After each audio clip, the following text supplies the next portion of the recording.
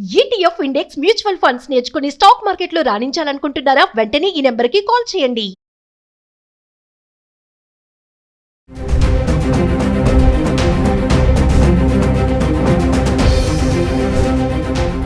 నమస్తే, welcome back to Suman TV.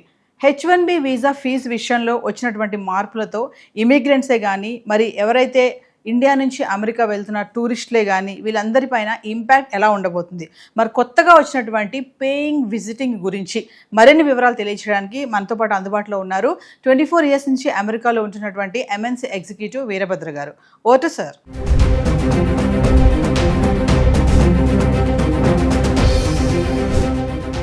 నమస్కారం నవీన్ గారు, మీకు సుమన్ టీవీ ప్రేక్షకులకి నమస్కారాలు.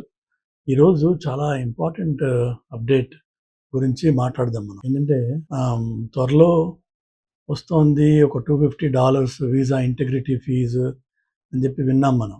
అంటే ఎవరైనా సరే యూఎస్కి వీసా మీద వస్తుంటే వాళ్ళు $250 డిపాజిట్ కట్టాలి, promising that they will behave good character.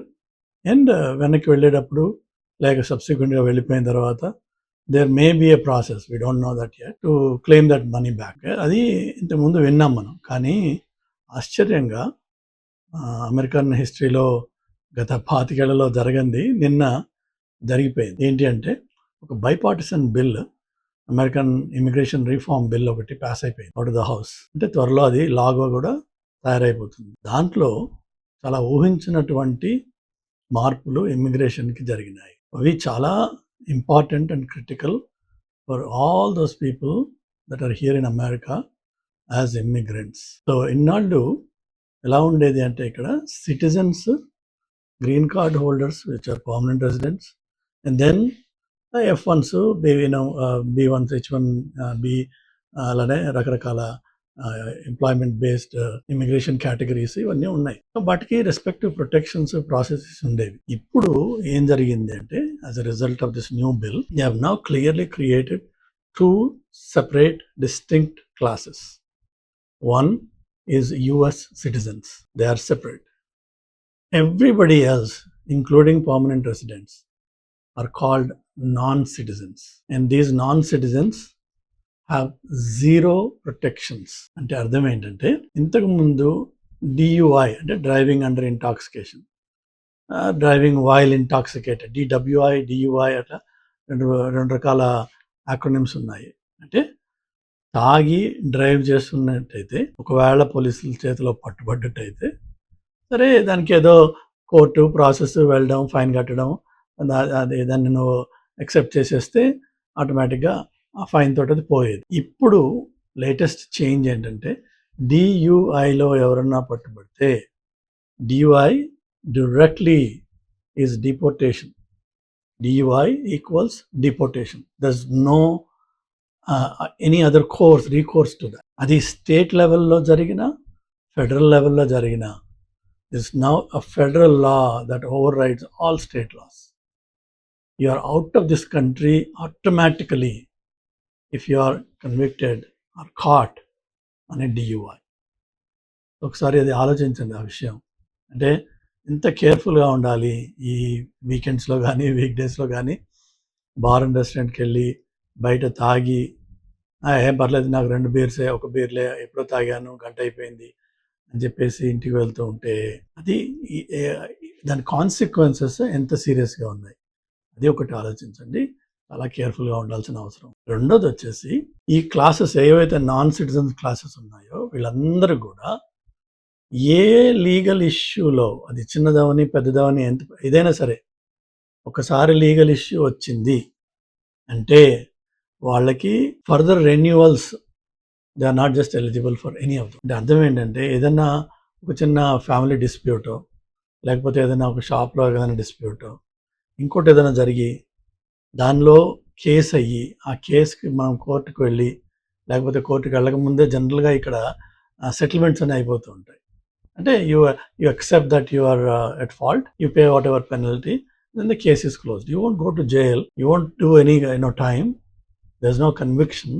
కానీ there will be a file. ఒకసారి ఆ ఫైల్ స్టేట్ లెవెల్ కానీ ఫెడరల్ లెవెల్లో కానీ తయారైంది అంటే మీరు ఫర్దర్గా ఆ వీసా పీరియడ్లో ఇక్కడ ఉండొచ్చేమో, కానీ నెక్స్ట్ వీసా రెన్యువల్ మాత్రం కాదు. There is no further extensions, there is no renewals.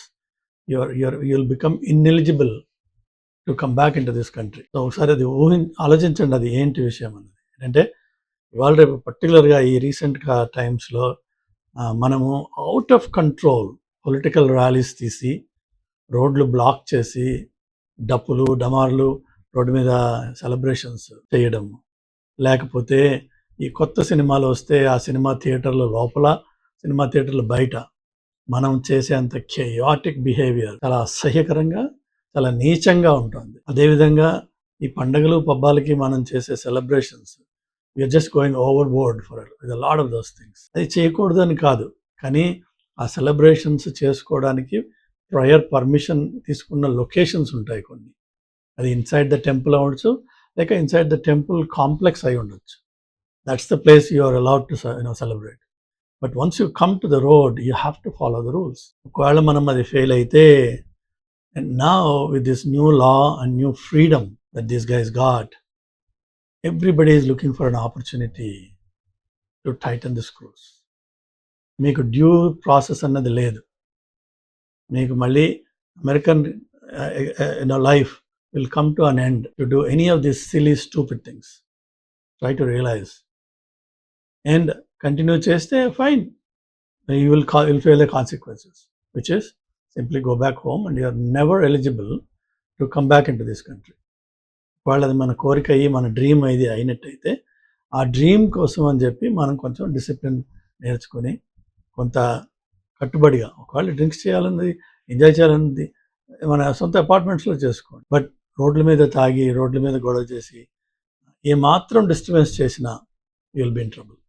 ఏమాత్రం, ఇది చిన్న చితకాని కాదు.